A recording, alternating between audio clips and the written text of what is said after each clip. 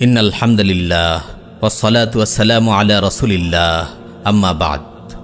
আমার প্রিয় মুসলিম ভাই ও বোন, স্মরণকালের ভয়াবহ বন্যার কবলে দেশের লাখ লাখ মানুষ পানিবন্দী হয়ে আছে। ফেনী, কুমিল্লা, নোয়াখালী, লক্ষ্মীপুর, মৌলভীবাজার, হবিগঞ্জ, বিবাড়িয়া, চট্টগ্রাম ও খাগড়াছড়ি সহ প্রায় ৯টি জেলা পানিতে ডুবে আছে। অব্যাহতভাবে পানি বাড়তে থাকায় পরিস্থিতির আরও অবনতি ঘটছে। বিশেষ করে ফেনীবাসীর অবস্থা খুবই ভয়াবহ। বাসাবাড়ির উঁচু স্থানে অবস্থান করেও অনেকে এখন মৃত্যুমুখে পতিত।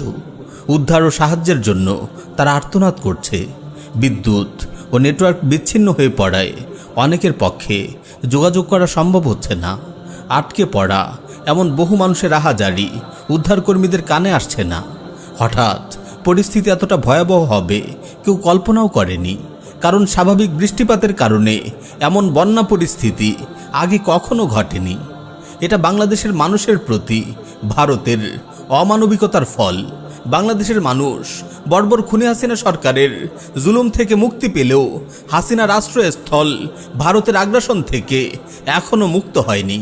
ভারত একদিকে খুনি হাসিনাকে আশ্রয় দিয়ে বাংলাদেশের মানুষের সাথে চরম বৈরী মনোভাব দেখিয়েছে, অপরদিকে পূর্ব থেকে সতর্কবার্তা ছাড়াই ডুম্বুর বাঁধ খুলে দিয়ে এদেশের লক্ষ লক্ষ মানুষকে পানিতে তলিয়ে মারার কঠিন পরিস্থিতি সৃষ্টি করেছে।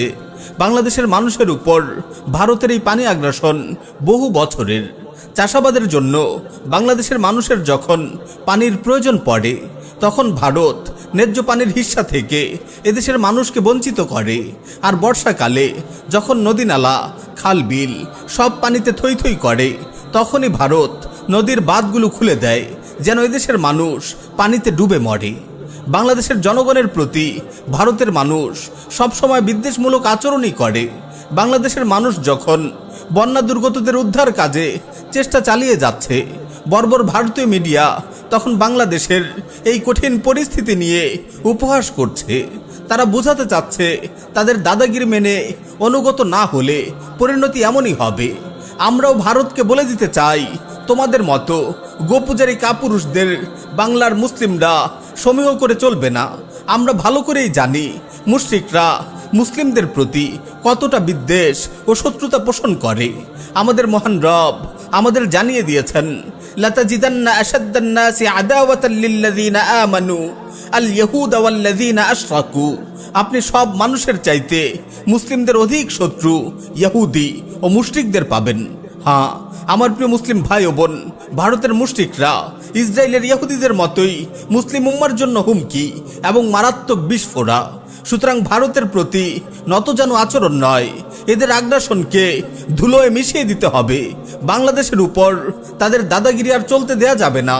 ভারতের সাথীকৃত সব চুক্তি বাতিল করতে হবে, তাদের যাবতীয় পণ্য বয়কট করতে হবে, ইতি টানতে হবে ভারতের ইচ্ছে মতো বাঁধ খোলা বন্ধের দাম্ভিকতার। ভারত সরকার ও মুশরিকদের প্রতি কোনো প্রীতি ভক্তি নয়। এখন থেকে কথা হবে সোচ্চার কণ্ঠে। হাসিনার পতন হয়েছে, মোদিরও পতন হবে। শুধু সেভেন সিস্টার নয়, পুরো ভারত হবে মুসলিমদের।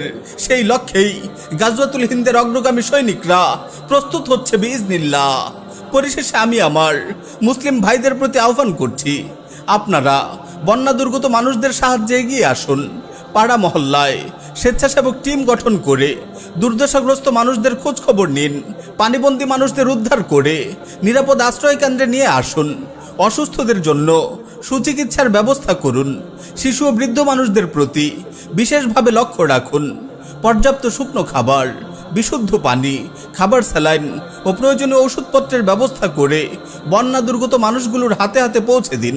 যারা দূরে আছেন, বিশেষ করে প্রবাসী ভাইদের বলছি, আপনারা আর্থিকভাবে সহায়তা করে স্বেচ্ছাসেবক ভাইদের কাজকে আরও বেগবান রাখতে ভূমিকা রাখুন।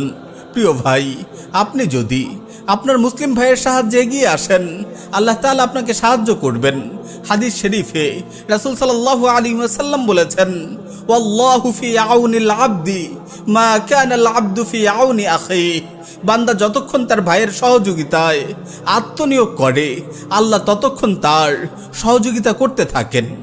সর্বোপরি সবাই আল্লাহ সুবহানাহু ওয়া তাআলার নিকট দোয়া জারি রাখুন।